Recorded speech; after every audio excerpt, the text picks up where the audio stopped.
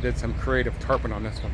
So I bought my black tarp at the front because it's a low load and I don't want to deal with my flaps. And then my second tarp, I just got my flap pulled back on top and then just bungeed it down so it wouldn't flap in the wind, like this. And then my third tarp, I spun it around backwards and the flap is actually up in here. And that way I didn't have to deal with the flap at the back of the load here. It's gonna be a little loud. We're inside a steel mill or something like that. We're getting some plate steel. We're over here in Chicago, got a load going to Pittsburgh for the weekend. So it's Friday, delivering on Monday. Ain't that far, it's only like 475 miles. We'll probably get a 34-hour restart in. But anyways, we just pulled in here. There's a truck in front of me. When he pulls out, I'm pulling up that bay. They're gonna load, he told me, I guess it's one piece of steel. It's like 50 something feet long. It's basically the whole length of the trailer. I don't know how thick it is, how heavy it's gonna be, but that's what we're getting. So when we get this thing loaded, we're gonna chain it down. It's gotta be tarped. So 3 tarps on this bad boy. And then, gonna try to find somewhere to park. So only got about 4 hours left on my drive time, get out of Chicago somewhere, get pulled off. We'll go from there. We'll figure that out later, but we'll get this load on here and get it chained down and we'll go from there. So we didn't go very far last night, Chicago, but it wasn't just normal traffic. I don't know. It took us 2.5 hours to go 27 miles. So when I left the shipper yesterday, where we got the steel load, I'll put a picture in. I didn't even get. I was going to shoot video of it, and I just got loaded, and I only had 4 hours left, and I wanted to bust out, try to get this thing done as quick as possible so I can get down the road as far as possible. I wanted to go 150 miles or so.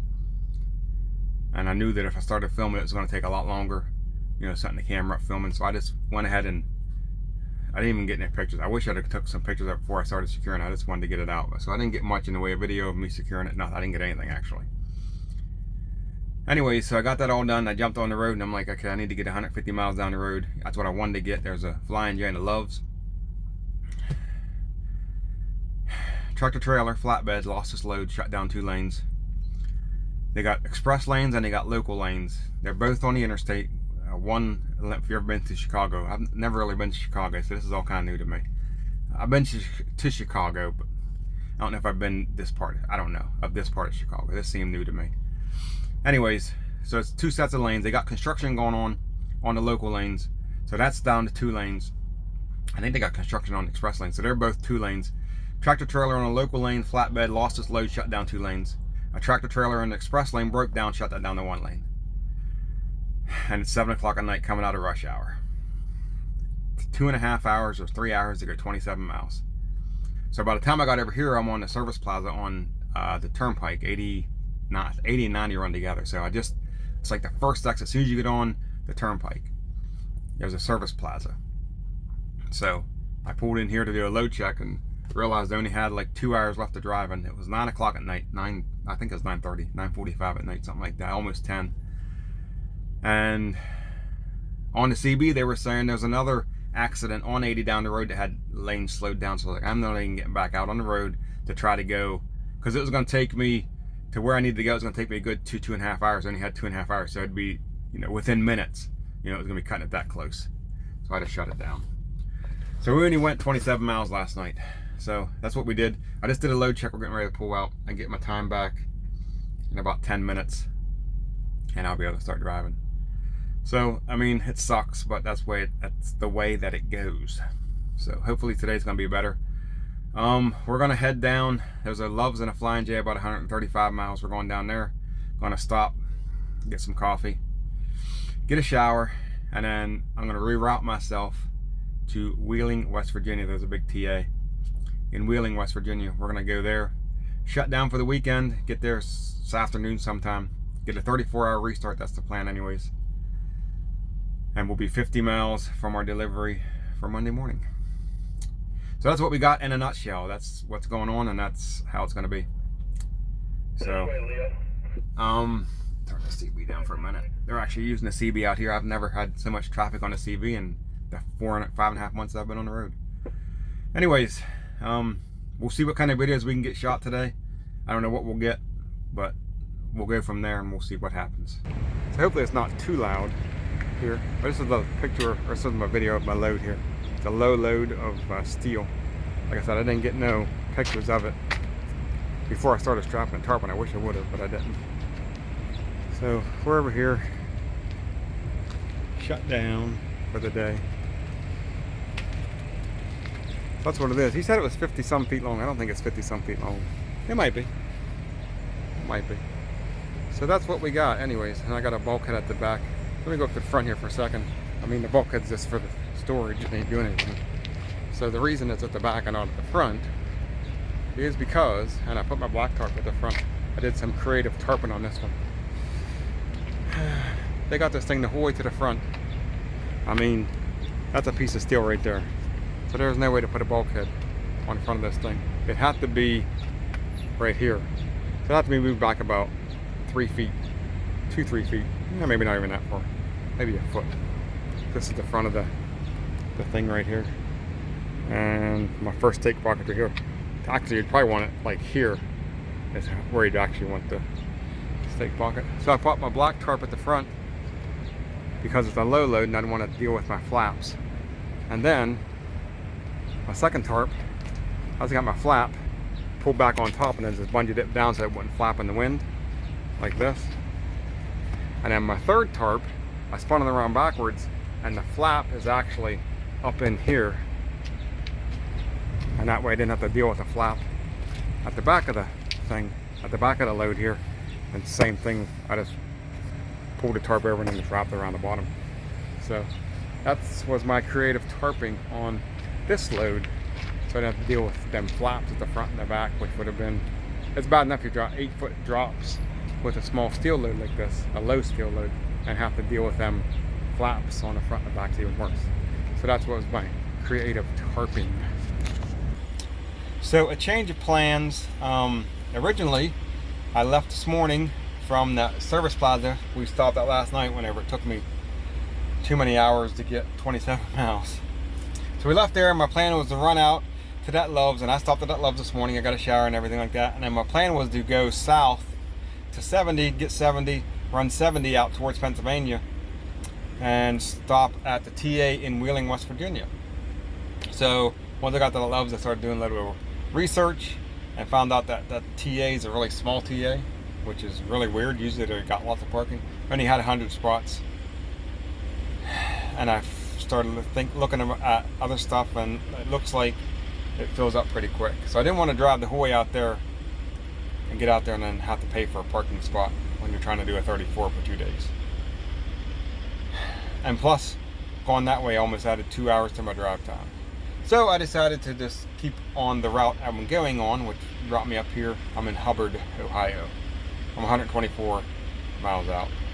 So new plan is we're not gonna get a 34-hour restart this weekend, I think. I'm not exactly sure yet.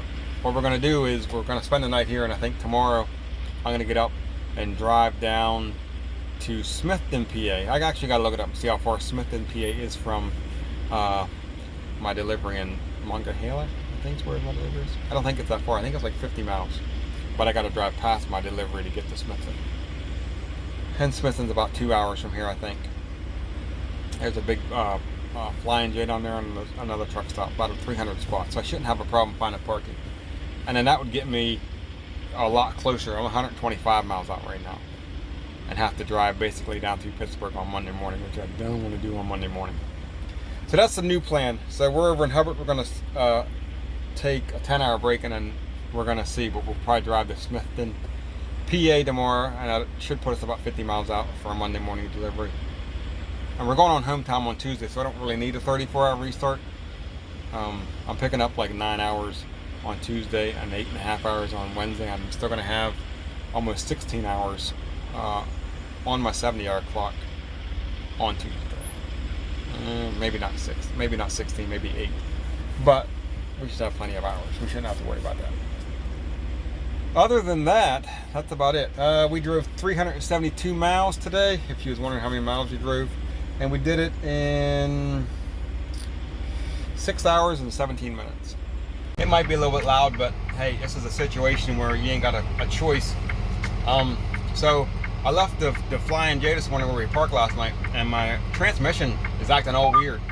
It's hold on a second, let me get this thing. I'm sitting alongside the road in Pennsylvania on Turnpike. My transmission is stuck in gear, or stuck out of gear, or something, I don't know. So it was shifting weird. And when it went in between gears, like say you was in third, you was going to fourth, it would usually it shifts from third to fourth. It would shift into neutral and then like go into like a limp mode for like a second or two, and then shift into fourth. And it kept getting worse. So as I was coming up the road, I was trying to find a place to pull off, and there was really nowhere to pull off. They got certain places, but there was nowhere close. And I was just coming up a hill, and it lost power, like it was stuck out of gear. Revving real high RPMs and wasn't going anywhere, so I pulled off the side of the road and called outside repair. And they said to release all the air out of the tanks, let it purge out the system, let the transmission cool down, shut the truck off for about half hour or so, and build the air back up, and then see if that helps. So that's what we did. We've been sitting here for about 35-40 minutes. I released all the air out of the tanks, let the truck shut off, cooled down, whatever. We just started the truck back up, and now the air, I'm going to go ahead and put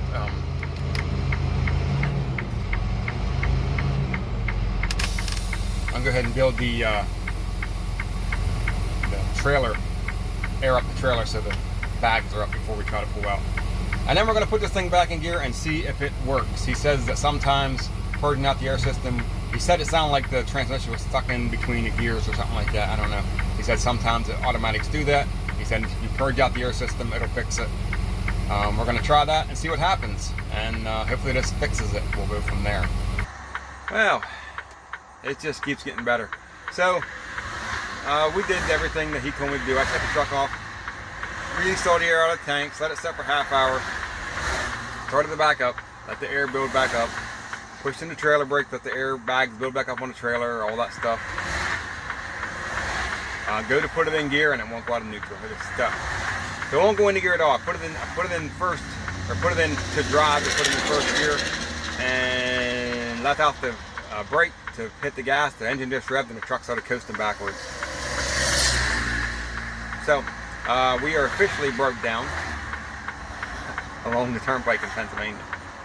Actually, we're not on the turnpike, I don't think. We're on 76. I don't know if this is actually considered the turnpike. Yeah, it is. I don't know.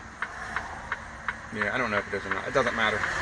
So I called outside repair, and they are going to send a tow truck out. They said anywhere from 60 to 90 minutes, and he's going to get me a hotel room.